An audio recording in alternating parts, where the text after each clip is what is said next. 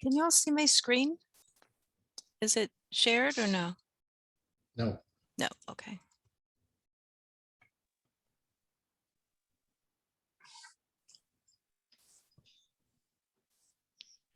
There we go. Now it's coming. Thank you.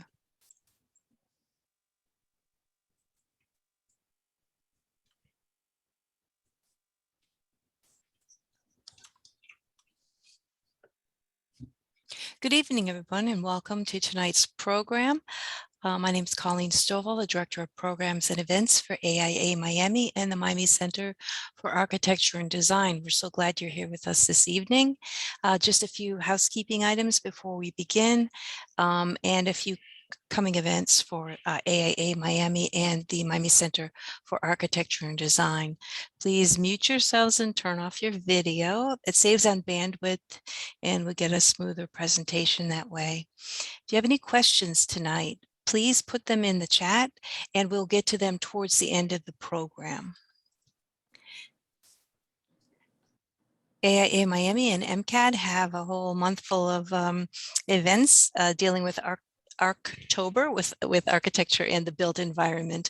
We have several great book talks coming up and programs on everything from World Cup stadiums to an historic architecture tour. The Small Firm Exchange for AIA Miami is sponsoring a great program called Leap of Faith, the Risks and Rewards of Growing Your Small Firm on October 4th. Our film festival this year is screening a film called Owned, A Tale of Two Americas on Thursday, October 7th.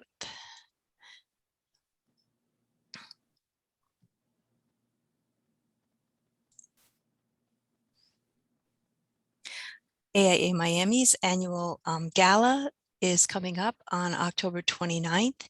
Tickets are available on sale now. You can check out the AIA Miami website. And Give Miami Day is coming up, which is a great way of supporting the AIA Miami's nonprofit arm, which is the Miami Center for Architecture and Design. And this is a great fundraising day for us. So here's an adorable bunny to look at while you plan your donation.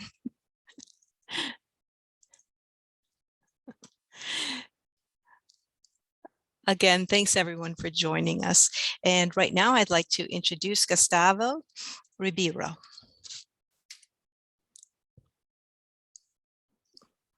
Thank you, Colleen. Tonight we're going to have the Making Connection Brazil USA.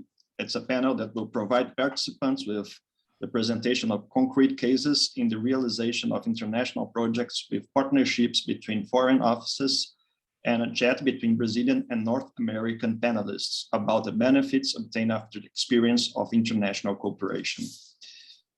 This event is a coordination between ASBEA, which is the Brazilian Offices of Architecture Association. ASBEA fosters networking, training, and image promotion, always pursuing the professional development of Brazilian architectural studios. AIA Miami, that is the South chapter of AIA Florida with 800 plus members in the chapter and almost a century of history. AIA International region the international region encompasses all areas outside the United States and the 7th international chapters, AIA Canada, AIA UK, AIA Europe, AIA Middle East, AIA Hong Kong, AIA Japan, and AIA Shanghai, with approximately 2,100 members. I am Gustavo Ribeiro. I'm an architect and urbanist. I'm an AIA International Associate. I'm founder of Cito Arquitetura firm with projects of diverse scales and typologies and locations nationally and internationally. I'm a board member of ASBEA, Minas Gerais chapter, also a board member of CAL, the Brazilian Council of Architecture and Urbanism, Minas Gerais chapter as well. And I'm Brazilian country representative for the AIA International region and also a board director of the AIA International region. So today will be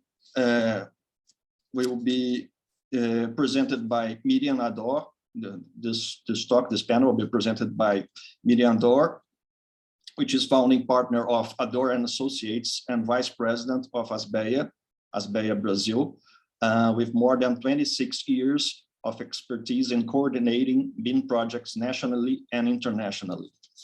Adriana Levisky, which is founding partner of Levisky Architects and Urban Strategies, holds a master's degrees from the Philosophy and Human Science University of São Paulo, and she's also coordinator of ASBEA São Paulo Legislation Group. We have Bernard Zyscovich, fellow of AIA, founder and CEO of Zyscovich Architects, award-winning architect and published author, recipient of AIA Miami Silver Medal Award for Lifetime Achievements in Design and the Pratt Institute Alumni Achievement Award for Professional Accomplishment and Leadership in Architecture. Mario Suarez is also with us. He's AIA, an MBA holder and lead AP, partner of Zyscovich Architects with 25 years of experience in architecture and planning, both in the United States and abroad. He oversees all the firm's mega-sized national and international institutional projects, including airport terminals, governmental and corporate offices, and major mixed-use urban facilities. And our moderator today is Elizabeth Camargo, which is AIA, former president of AIA Miami, current state director of AIA Miami, member of the Bal Harbour Architecture Review Board, and founder of EC Architecture and Design, a boutique architecture interior design firm in Miami Beach. She holds a Master of Science in Architecture Studies degree with a focus in environmental design. And just one final note, a very important one, we'll hold after this meeting that will not end here, will end here today, what we are calling the one-on-one meetings. So the one-on-one meetings are going to be an event that architects, that American and Brazilian firms will be able to relate and connect with each other on separate meetings after a form is filled. I'm going to send you this form on the chat panel. So when filling out the form, each one of you that would like to participate will indicate your areas of expertise, topics of interest for cooperation, and preferred date and times. Based on this information, we will match your profile with the architecture and planning studios within the Built by Brazil group, which is a branch of ASBEA São Paulo, and propose a series of meetings. Built by Brazil's associated studios are high-profile Brazilian firms that cover all segments of architecture and planning practices, with a focus on international work and collaboration. So without further ado, I'll hand over to Elizabeth. Thank you, Elizabeth. The floor is yours. Thank you for the introduction, Gustavo. Good afternoon, everybody. I'm Elizabeth Camargo, and it's my pleasure to participate in this exciting event organized by AIA International, ASBEA, and AIA Miami. Having spent the first half of my life in Brazil and the second half of it in the US, I feel double connected to the topic of this presentation. I will be the moderator of the conversation tonight, and we hope this conversation will be very informative and thought-provoking. We will have a 5-minute presentation from each group, the Brazilian architects and the American ones, and that will be followed by a conversation and question and answer. So please feel free to post your questions in the chat during the presentations, and we'll get back to them at the end. So with that, it's my pleasure to introduce you to Miriam Addor.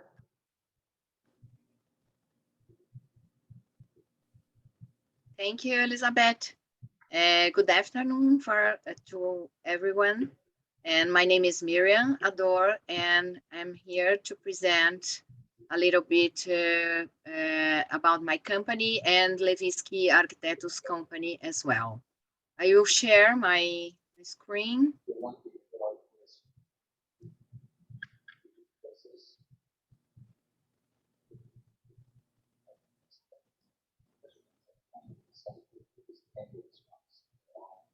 My name is Miriam, and I'm presenting my company and Adriana Levisky's company as well. First of all, I present my company. And we were founded in 1995, and we did more than 2,800 projects. Our ownership structure is a little bit small, with two main directors, 3 associate architects, and 30 project and coordinator architects. Our main market are corporate, residential, hotels, hospitals, shopping centers, and airports. Our core business is not authoring architecture. We do a technician part of the beside the architecture's companies, like design coordination in BIM, design compatibilization in BIM, and we do also masonry and drywall design. In United States, we should say shop drawings. All this kind of core business we do in BIM. Some projects that we made in Brazil, in Rio de Janeiro with Norman Foster, and tropicalization with Brazilian architect.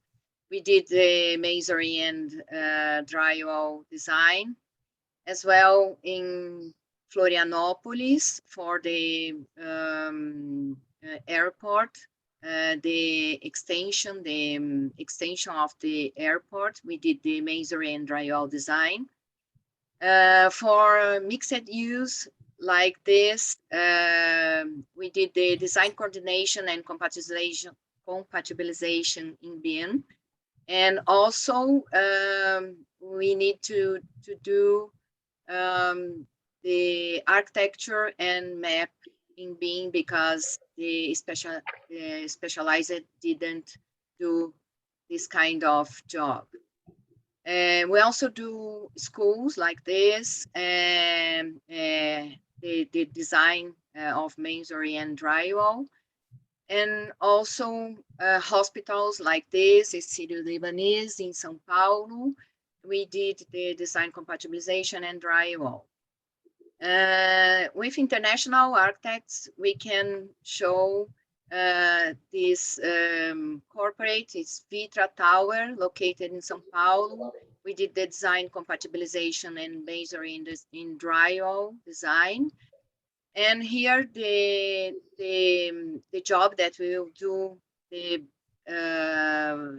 our example to discuss afterwards with you. This is from Grupo Alar. It's a very big project here in São Paulo. Levisky is also in this project. The name is Cidade no Matarazzo. And we did the design coordination and compatibilization from Januvel Tower, residential and corporate, and Rosewood Hotel and Convention Center from Philip Stark. And here is the design workflow. We work with between the AOR architects here in São Paulo, Triptych, and ADF in France, in Paris. And we did this compatibilization and delivery to this site. Also, we have a house 3000. We are working on it, 3000, and we write the NDA. Because of this, I can't show you the images. And also, we are coordinating the AOR, the interior design and architecture design. Now I will present the Levisky architects. They work for strategic consulting, architecture, authoring, and urban design strategy. They are specialized in requalification of public and private spaces. This is a hallmark of Levisky architects. And they made approximately 15 million square meters of architecture, urban planning, and strategic consultants projects. They are specialized in elaboration of licensed strategies for complex undertakings, though technical coordination of the approval process. And also they do urban and building legislation, working in strategic consultants in this area, and also do projects or make projects in urban and institutional projects like schools and cultural centers, health, education, institutional.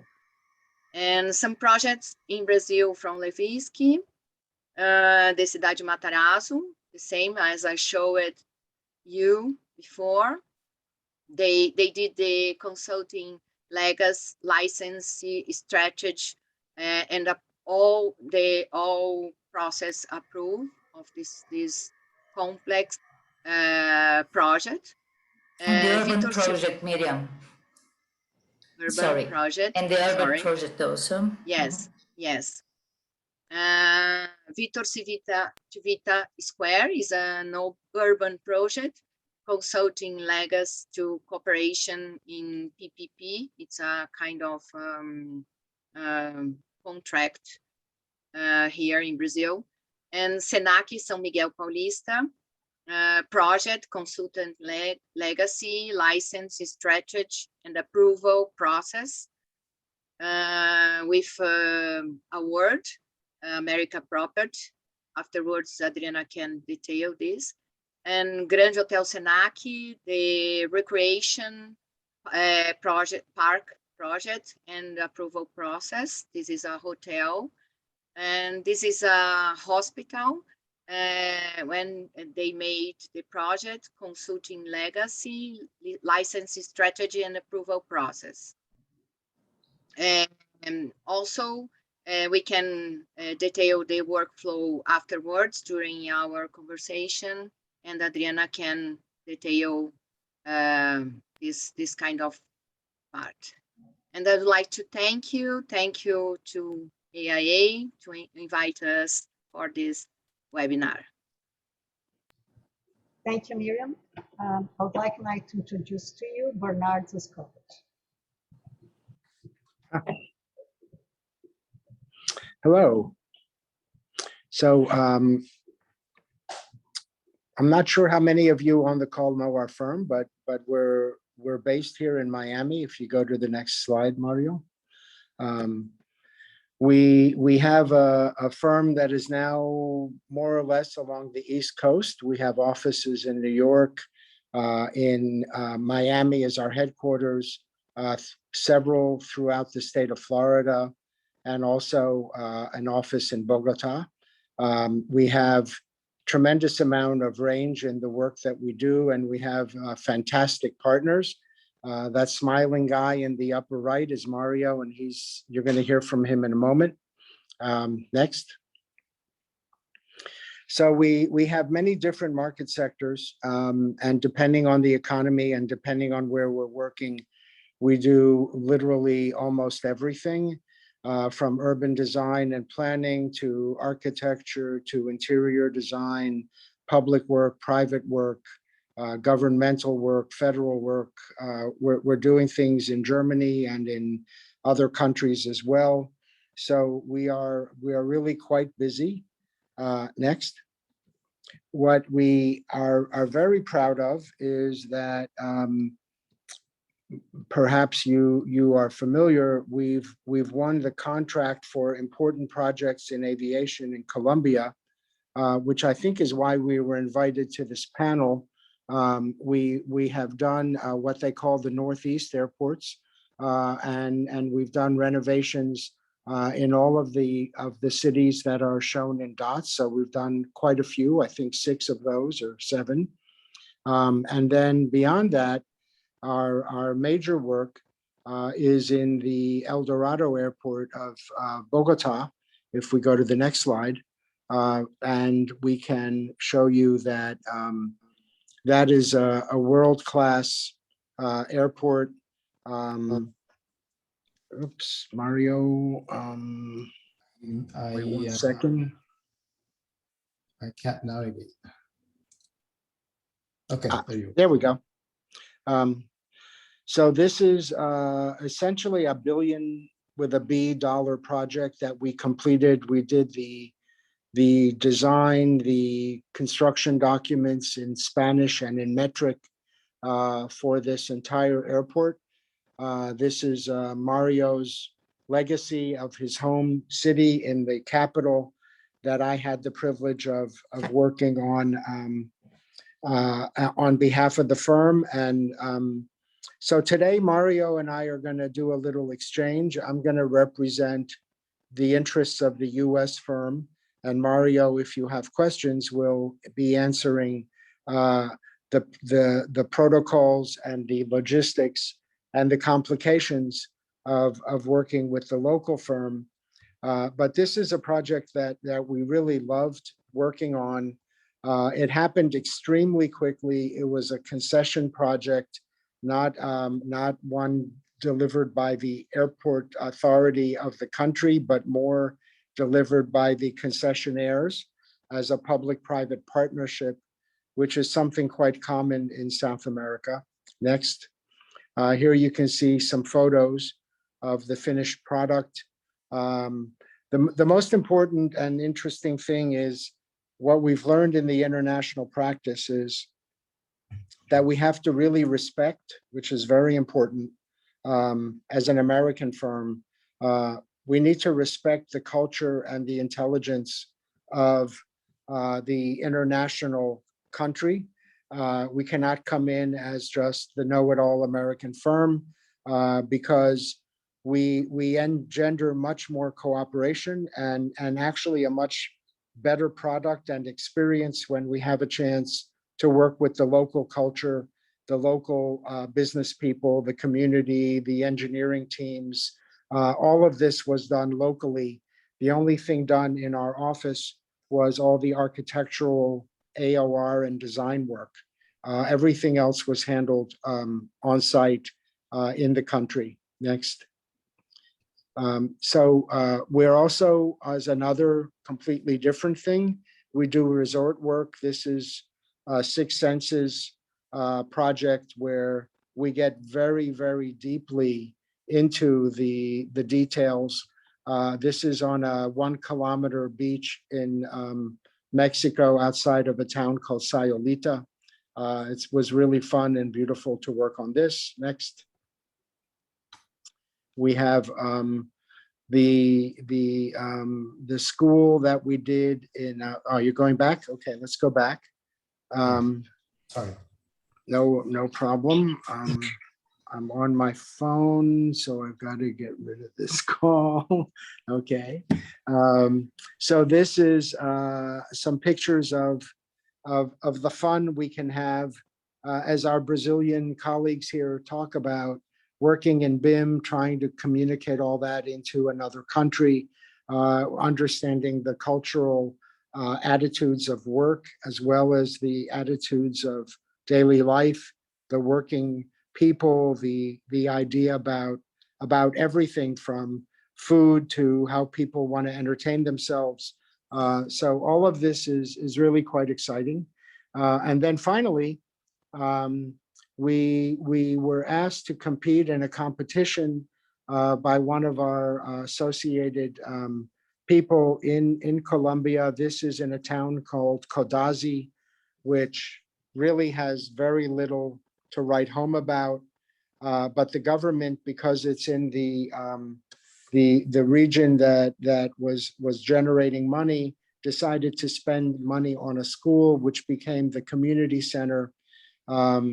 So this is a project very close to our heart because when we first went to the site, all the kids were learning outside under a tree with Xerox copies. They didn't even have books. And the government, along with our partners in Colombia, allowed us to create this really amazing school. And it's the most important building in the entire community. So the thing about international work that we like is that it gives us a chance to learn about the rest of the world and to bring our expertise, which is coupled with our strong social equity component that we believe in so that we can produce something of real value to the community and not only a statement about architecture. So that is our attitude and our work product. We're happy to be part of the panel and to, take questions.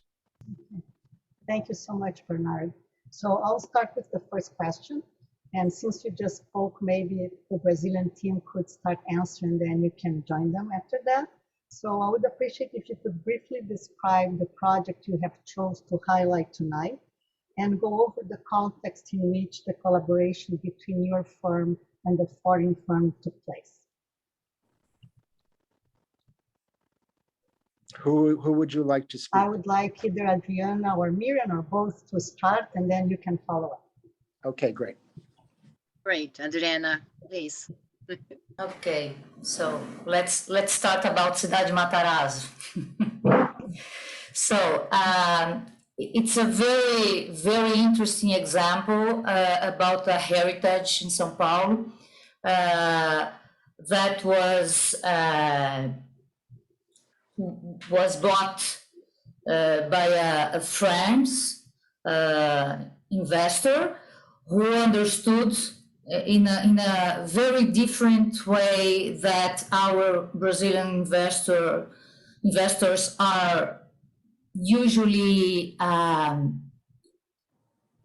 related to, considering the heritage as a good, an important thing in real estate new investment. So he bought this building in the moment that it was a very difficult legal civil action unrolling that consider many impossibilities of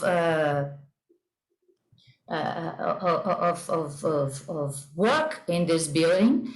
And well, we started to work exactly at this moment to organize all the legal strategy and the political strategy to find the best legal ways to change rules, to write new laws, to open new possibilities of this development. So in this sense, we've started to study and to talk to the international team to find these legal possibilities and to design these legal and political strategies. Political because it was necessary to design many different relationships with many different departments, public departments, to open the doors to receive these new proposals of laws. So we started the work with this path, and after that, having the team, the design team, we started to define, to work like consultants to define the project. After that, after around, I think, 6 years working with Jean Nouvel team, Philip Stark team, Rodi Ricciotti team to define this design, and also with the Brazilian teams to design the legal project. We get the approvals, many different approvals, very complex approvals, and we found something very interesting that was to negotiate with the City Hall the possibility of offering counterparts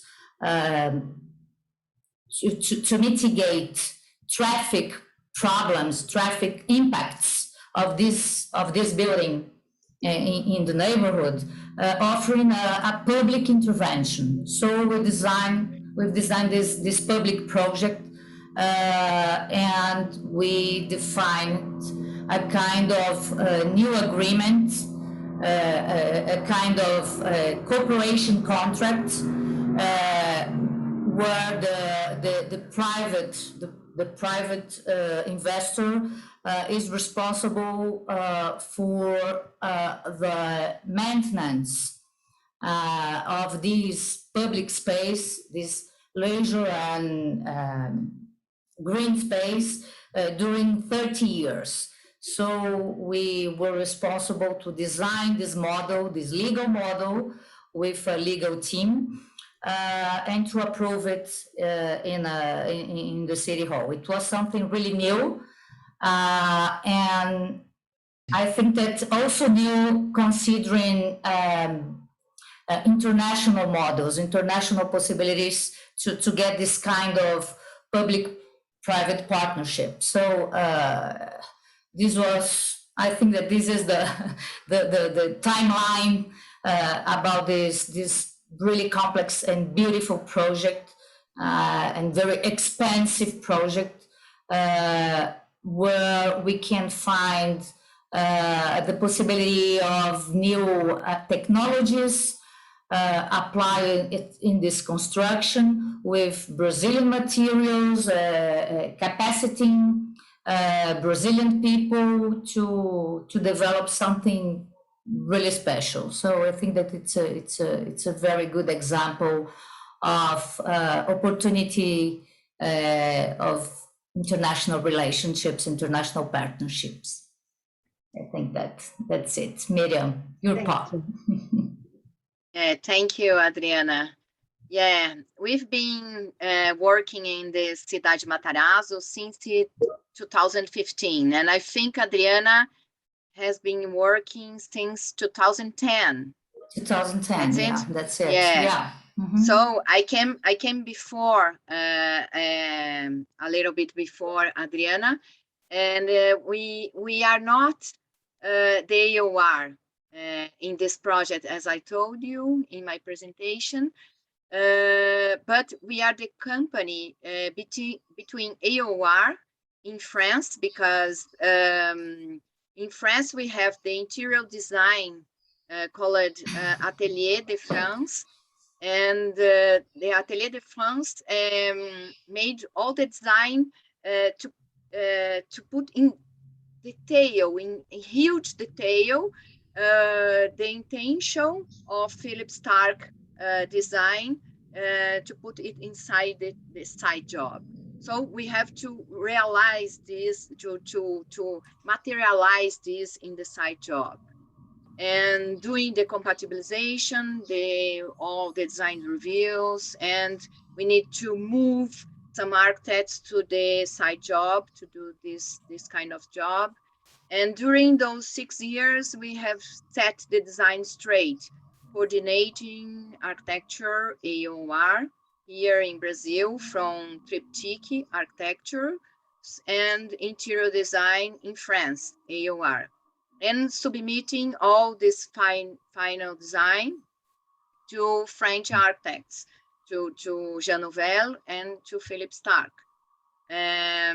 Also, we are, this is, as Adriana told us, I think it's the most important project that are taking place here in São Paulo or even in Brazil at this moment. And I think it will open in 2022, I think, the first part of this, yeah. Mm-hmm. Yes, the part of this.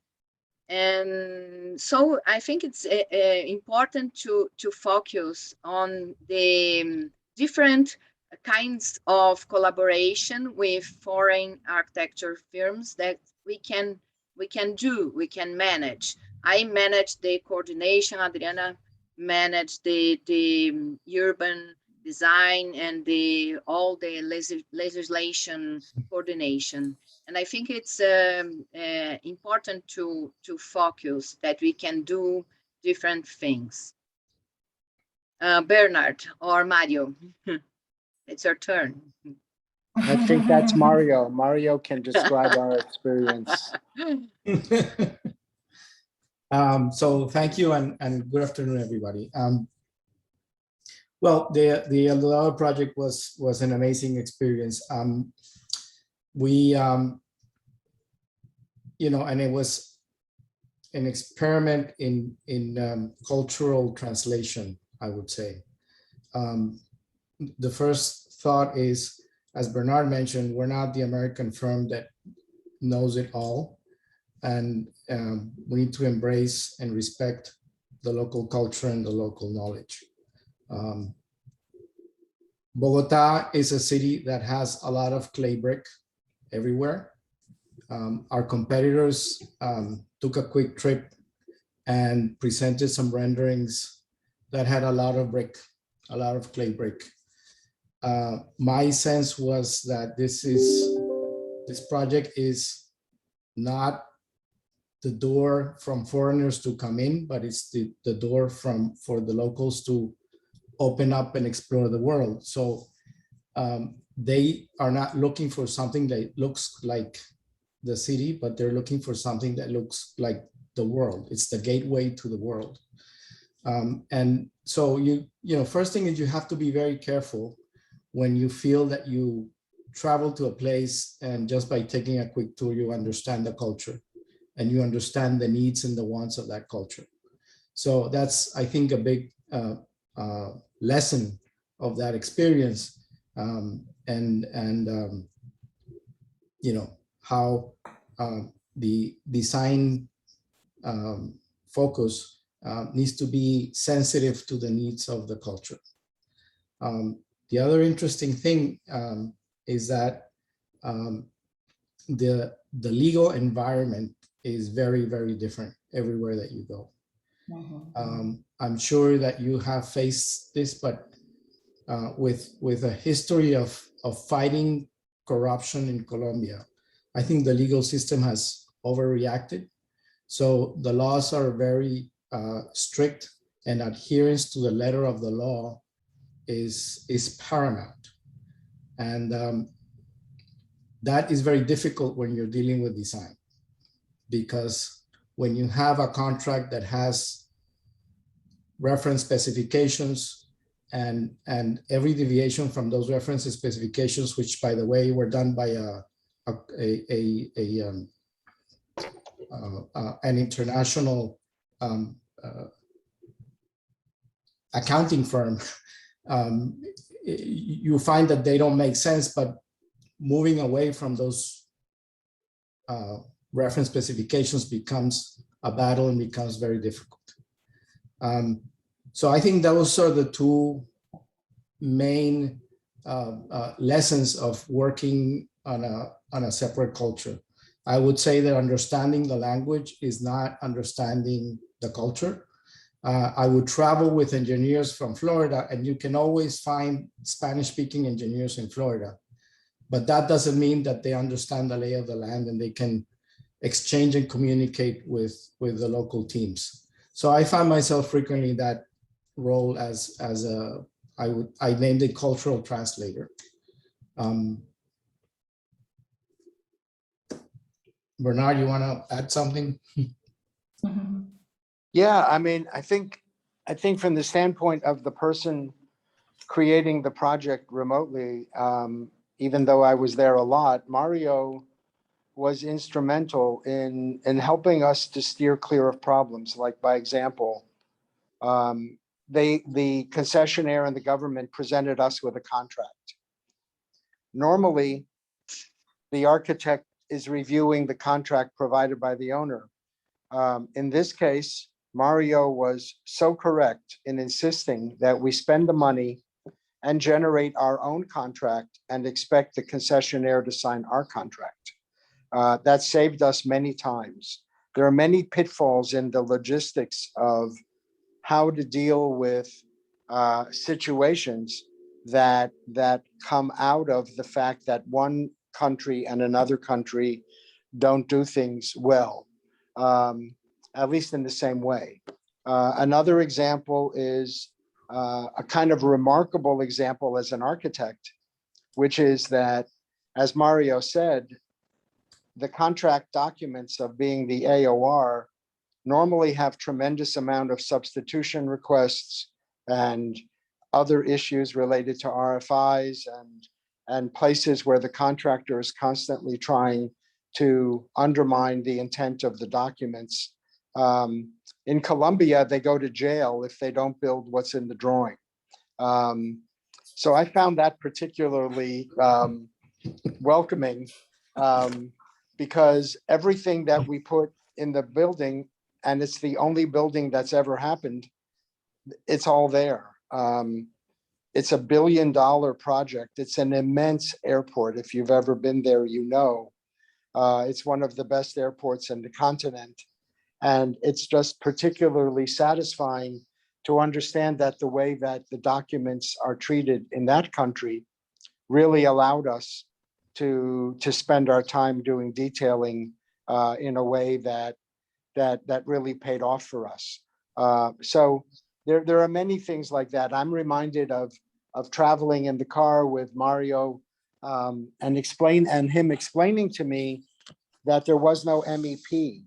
There's an M and an E and a P, but they do not reside in the same company. So the number of meetings we had and the amount of coordination that we had was much more than we were expecting, because we don't have one single company that's responsible for all the engineering. We have a multitude of companies, and it's our responsibility to make sure that the coordination is happening. More correctly, Mario's responsibility. I remember another example in the airport where the baggage handling system was offered to companies around the world. Imagine a project where the product and the shop drawings of an entire baggage handling system might come from China, or it might come from London, or it might come from the US, or it might come from Chile. And we had to create the system ourselves. So in a sense, what our Brazilian colleagues are saying with shop drawings, in this case, it was to our benefit to create the baggage system documents ourselves so that we could protect ourselves from other companies whose product we have no awareness of. So there are just many examples of how complicated all this happens. And if you're not familiar with the operational and legal issues, you're basically a sitting target as a firm in the US that just does not understand how things work. So I think it's just really important to say that no matter the strength of our firm, without Mario leading the charge and dealing with all these logistical issues, as I mentioned in the beginning, he's kind of representing the local firm, because in reality, he actually became, in a sense, the local firm. So it's really important. We learned a big lesson there. In our work in Mexico, we're also involved with local firms because it doesn't really work any other way. So speaking as the local firm, Bernard, I would like to add that, America is big and huge and powerful, and Americans feel that the American standards are the world standards. But when you go abroad, you find that everywhere you'll find different standards, and you can't expect everybody to operate as American firms operate. So you have to adjust to local standards if you want to be successful. Right. Thank you, Mario. So that kind of ties me back to my next question. So I would like you guys to talk a little bit about what were the main challenges you faced with the international collaboration. And in the case of Mario and Bernard, was like an internal international collaboration. But what would be the lessons learned in terms of the knowledge and the experience gained with the cooperation? And whoever wants to go first. You can go first, Miriam. Okay. Bernard was telling us about something very important. It's cultural. And they experimented many companies doing MEP. And this is a cultural, and here in Brazil is the same.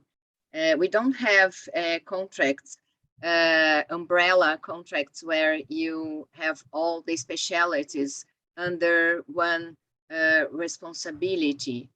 And this is important to understand when you are working abroad.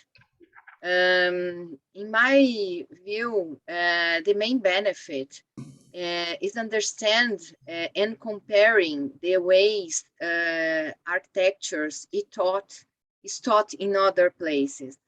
If you are an architect in Miami, or even go in Cape Town or China, whatever, in Brazil, and you are doing another job in other place, and you need to understand how it will fit there. How can you adapt and fit this architecture? I think Mario was telling us something more or less like this, because we have in Colombia issues like politicals and technicals and even publical, many issues that you have to coordinate to have a great job. Besides, we have to nationalize the intention, the design intention from the foreign architects to Brazilian reality. For example, many finishing specified from the architects from France, we have to adapt to Brazilian reality and study and find the best way not to spend the no necessary money from the client, as Bernard told, and also put the intention of the design of the architect inside the site. This is a very huge exchange experience and lessons learned from these projects that we took part. Thank you, Miriam. Anybody else wants to chime in? Yeah. Go ahead. Please. Go ahead. Go ahead. Go, Mario. Go. No, it's just a reaction to the idea of nationalization or localization of the design. I faced that many times, and I think there's a balance that needs to be reached in that concept, because when you are bringing foreign architects into your home country, you're also expecting innovation and new ideas and new thinking, and you are looking for progress. You don't want to water down the ideas that are coming new and fresh, because this is how we have always done it here before. So there's a necessary balance there.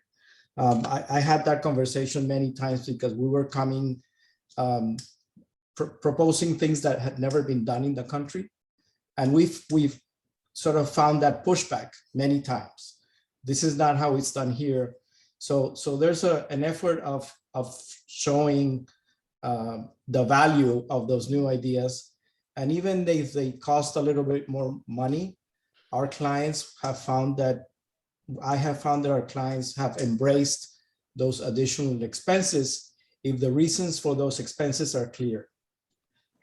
So just a thought on nationalizing the foreign design, something that needs to be put in a balance.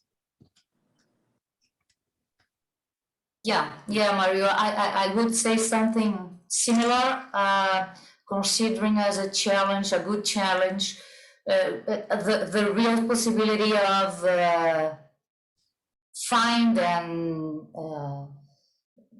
study new possibilities about technologies, about legal possibilities, about commercial relationships, the design of these commercial relationships. This, I think, that is one of the more difficult designs to do, I think, the commercial one, but The others, I think that are more clear to illustrate, considering mainly the possibility of designing together, putting at the same place different cultural references. So this I think that is an amazing idea, an amazing challenge. Thanks, Adriana. So before I go to my next question, I would like to encourage the audience to please post any questions in the chat so we can address them. And in the meantime, I'm going to ask one more question. So how do you see the future of collaboration between Brazilian and American firms beyond the more typical setting of the designer firm and the architect of record? How about in terms of the technology, either in the design or construction processes, pricing, or anything else that you can envision?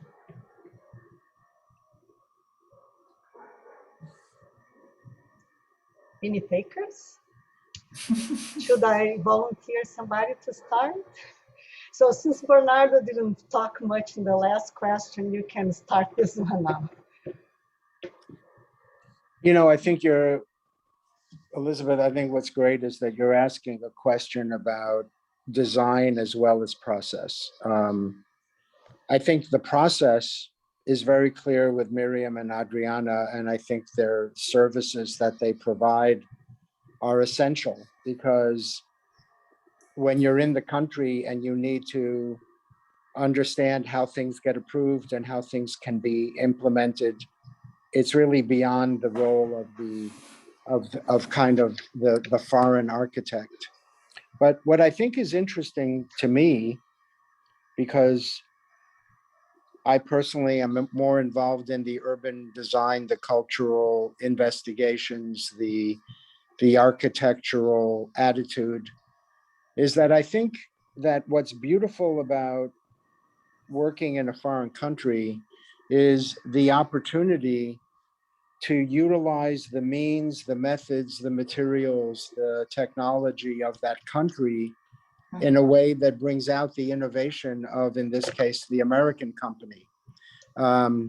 Which leads me to the idea that the context is more important than the branding. So if you go to Foster or one of those firms and you expect them to do something that does not have stainless steel and incredible joinery, you're really asking them to go outside their box. That's what I think of as obviously a brilliant firm, and I admire them immensely, but in their DNA is an idea about something that is not related to countries. It's related to the style of their design aesthetic. What I think is important, and maybe would happen more in the future, is for the investigation of a new idea to be given to someone who understands the context, because then you can take, it's almost like fusion in food. You know, you have your recipe and it's the way your grandmother did it, but you don't want to eat that way anymore. You want to create a new ingredient. You want to mix something in. So you take something that is of the place and you reinterpret it into something new. And that's, I guess, my answer is, I think if the future holds this exchange of a globalization and a mutual respect, then we can be creating and inventing new things that can be startling and new, and also remind us of where we are. And if the idea is to simply buy a branded design aesthetic, then the local country would be foolish to think that they're going to find materials and technologies that are going to be able to implement it the way it was initially created. We had the same experience with French firms in Bogota, because they did the master plan for the project, and their attitude about airport design was always running up against what we could do in the local country, which thankfully for us was why we ended up getting the project, I believe, because people recognized in us the ability to work with what was there and create something more innovative as opposed to importing it. And I think that's the big idea. And, you know, I think the collaboration is really all about that. No, Bernard, and I think that technology is evolving to a way where it's going to be more and more simple to achieve collaboration, because, you know, I was thinking about Miriam's work with BIM. Our projects live in the cloud, and you can have people working on the same project from different parts of the world simultaneously, Right. which is we do a lot. what we're doing. Yeah. Which is what we're doing. So it's no longer that, you know, the foreign architect lands on a plane with a roll of plans and gives it to the local architect and figure it out, but do exactly as I drew it. But the collaboration can start early on and can be real time during the entire design process. Right, it's true. Yeah, I agree with both of you. And we've been working in our company since 2007 with BIM. And this is a very important update to the technology in architecture. And also we can, of course, do in collaboration process in cloud computing and everywhere around the world. And of course, we have a dollar value being currently 5 times more. 6. 6 times. Yeah, almost, yeah. And I think it becomes a competitive financial advantage. Here's the commercial. Yeah, cheers. Yeah. Here's the sales pitch. But I'm aligned with Bernard, and I agree a lot with Bernard pitch. Yeah, and I'd like to add something. I think that considering this technological cooperation, I agree that we are in a easier way.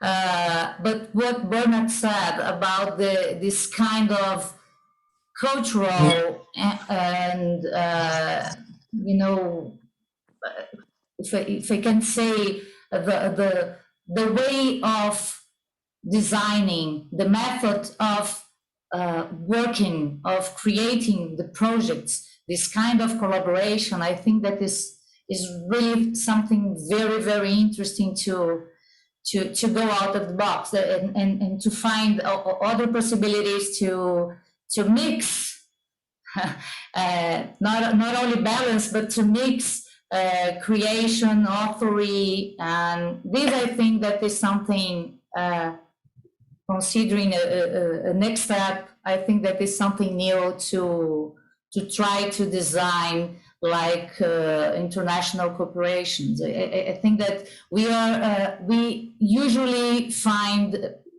in Brazil models of partnerships when we have one company responsible for a stage, for a phase of the project, and the other responsible for the developing, for example. But I think that this kind of collaboration in a creative and in a mix of intelligence, I think that is something very interesting to think about, to open the opportunity to put together different cultures, really. If I understood what you said, Bernard, I think that this is something that I think that it was really interesting to think about. Obrigado. Yeah, it seems it seems there is a very thin line between imposing your own culture in the country you're going into and accepting what the country is offering you and making a balance and a judgment of what to take and what not to take from both ends. But unfortunately, we're coming to the end of our time. But before we say the goodbyes, I would like each one of you to share with our guests today your final thoughts. Very quick statements and maybe like 30 seconds each one of you, please.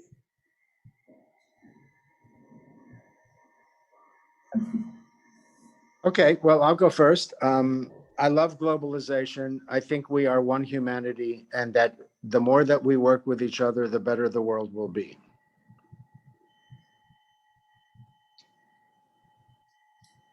Okay, I love to be surprised, to study a lot, and to have the opportunity to create something that I couldn't do alone. I love to work abroad. I love to work with other cultures to understand how they thought, and I love to study other cultures and other countries and technology as well.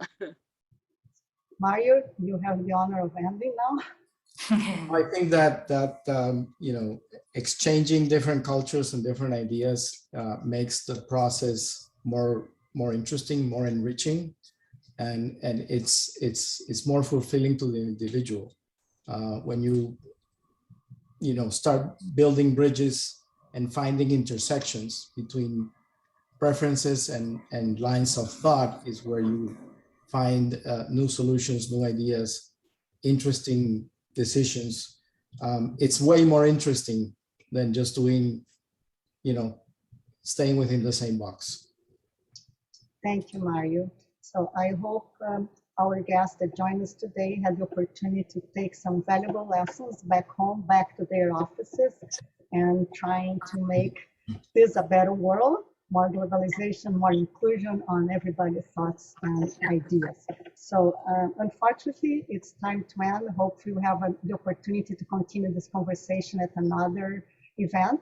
And with that, I pass the word to Gustavo that wants to share some final thoughts about the one-to-one meetings. I'd just like to thank you all for this fantastic event on behalf of AIA International region. And I think it's great. And I'd like to as well praise the partnership between ASBEA and AIA Miami and AIA International. I hope this is the first one of too many. So thank you all. It was very, very nice. That was fantastic. Thank you. Thank you, Elizabeth. Thank you. Thank you. You're Thank welcome. you.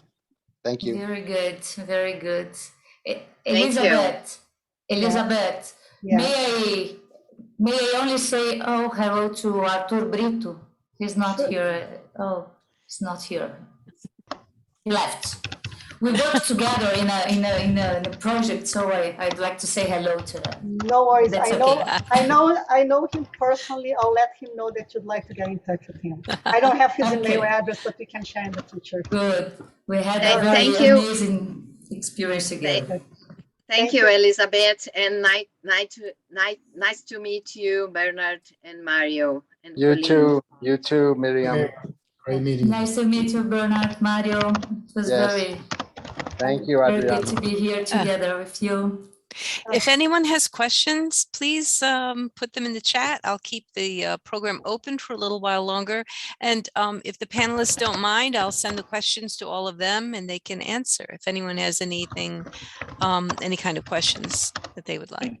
Please, everyone, please don't forget the form. The form link is on the chat, and please use it to submit your form for one meeting. Thank you, thank you to all the presenters for your time to share your experience and knowledge with us. It was great to see you and hear everything you had to tell us. Thank you. Great. Have a nice evening, all. Bye-bye. You too. Thanks, Bye-bye. everyone. Thank you. Good night. Good night. Good night. Bye-bye. Bye-bye.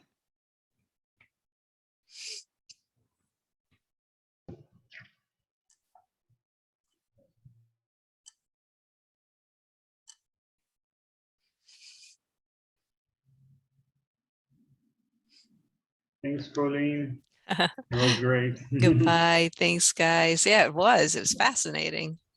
Yeah, it was really interesting. Thanks a Thank lot you, for Colleen. Yep. Very your good. Thank you, support. Colleen. Yes, I will send you all the email addresses of everyone, the contact information of everyone who was registered, along with a link to this recording.